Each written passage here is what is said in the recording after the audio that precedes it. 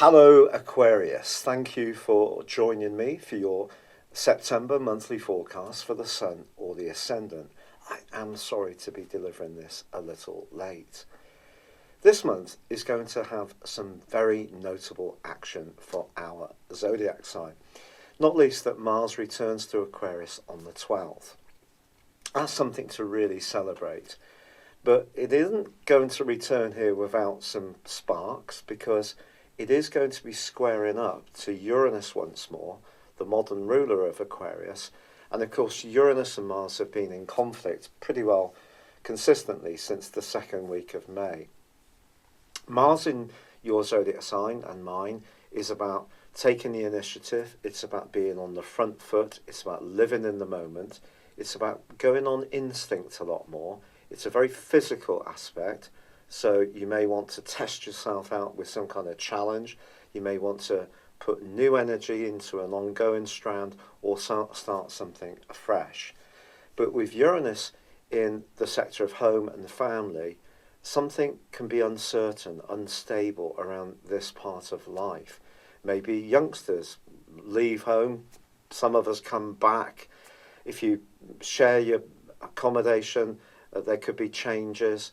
It's possible that surprises can come out of the woodwork, which can be very unsettling, and it can create a sense of frustration if it feels that you're on the back foot.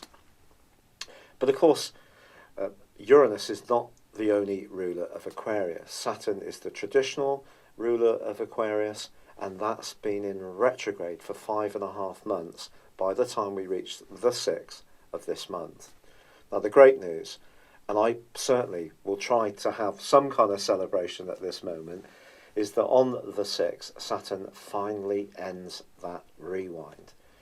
But it's important to understand that Saturn and the other higher octave planets in Neptune and Pluto do actually retrograde every single year.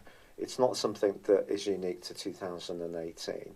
But of course, there has been a lot of activity, ebbing and flowing. Not least on the 3rd of this month, Mercury, the planet of communication, comes out of shadow in your sector of relationships. So if there has been tensions from the end of July, I feel that hopefully something can be unravelled as you enter into this month. Yet there's little doubt about it that the quarter moon on the same day, on the 3rd, can create a degree of tension because it's Gemini in conflict with the Sun in Virgo. And this suggests that there may be something that is to do with an ownership issue, of feeling a bit of a lack of a space. Maybe someone's a bit clingy, maybe they're not clingy enough. Maybe you're going to be attracted to someone who's not necessarily a totally suitable player. But if there is somebody in your life on an ongoing basis, I think the great news is that the arrival out of shadow of Mercury on the 3rd does give you an opportunity to really feel less inhibited. Now on the 6th, along with Saturn then ending its retrograde, Mercury moves into one of its 2 home zones of Virgo, which for you is very much about not necessarily what people are saying to you, it's what they really mean. That natural armchair psychologist is going to be given a huge boost through to the 21st. If ever you had an opportunity to don your detective mac and really dig out what people really mean, or your own deeper motivations, this is certainly going to be the chance.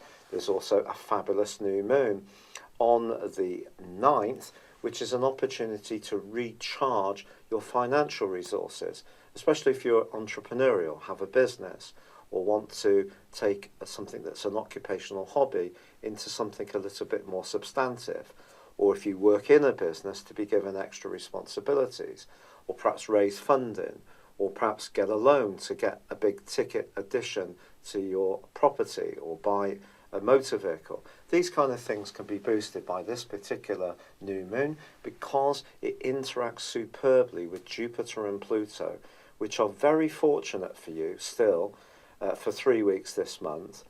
And I think if you have been beavering very hard behind the scenes and seeming to get not where you'd like to be, which is Saturn in the 12th house, which is Mars in the 12th house since the middle of August, And Pluto in the 12th house, let's be honest about it, since 2008, has hardly been a walk in the proverbial park.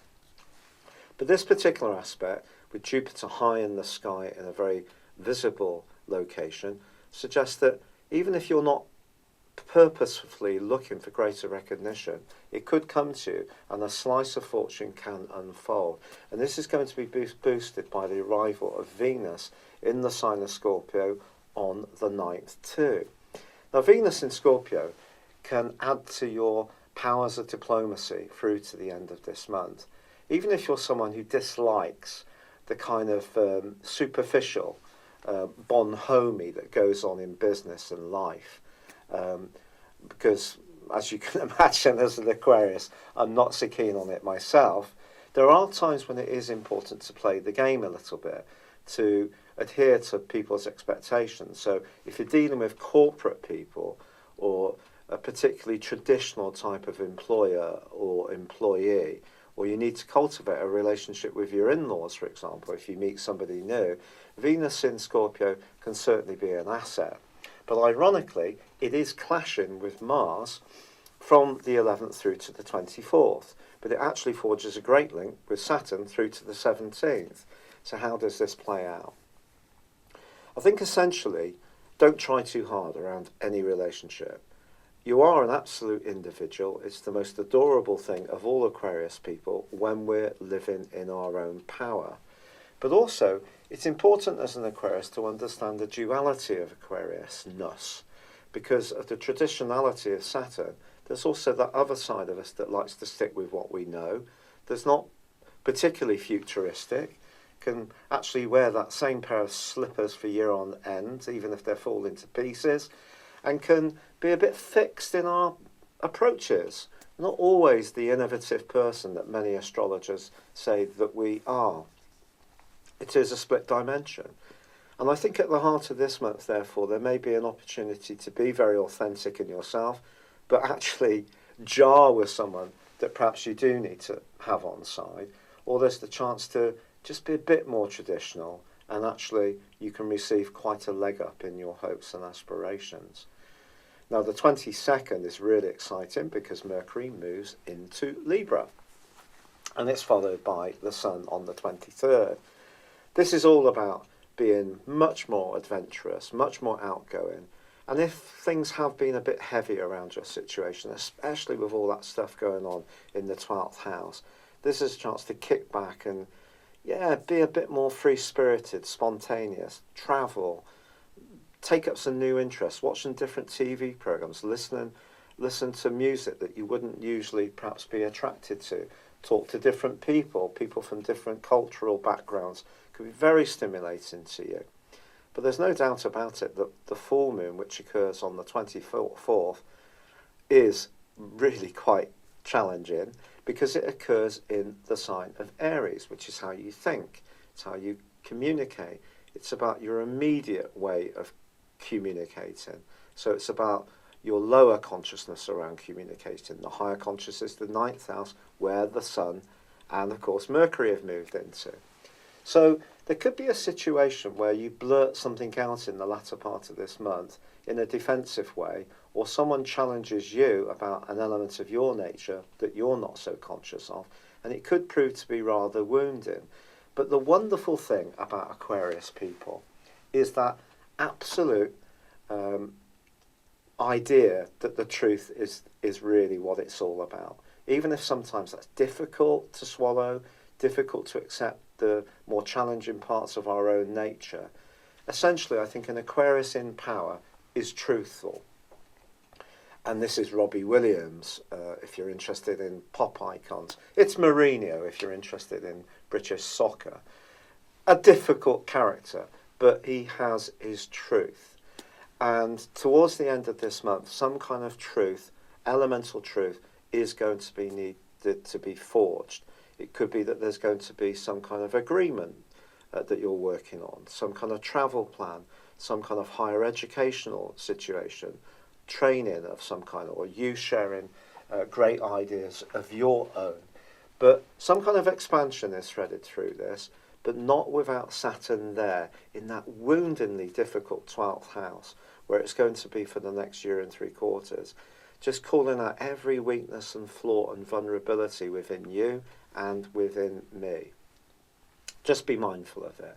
So don't be too impulsive about communication. If someone's insulting in a text message, chuck your phone to one side, go and have a cup of tea, go for a stroll, and really think about it and respond in a more detached and measured way. Don't get too caught up in it. There are so many provocations these days, aren't there? We can only look at Facebook and someone is bragging or bloating about something which probably winds us up a little bit. Try to isolate yourself into purer things towards the end of this month, and you're going to make fantastic progress. And I think Mars being back in your sign is going to fire you up, give you the desire to be authentic, to be who you are, even if some people don't find it particularly easy. But it's exciting when Aquarius people stand up for what is true. I'm so sorry that my energy is so low still. The rheumatoid arthritis is truly punishing.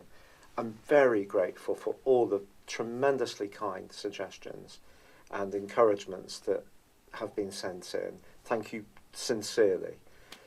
For now, I'd love it if you would like or comment on this video, or if you've yet to do so, please do subscribe to this channel.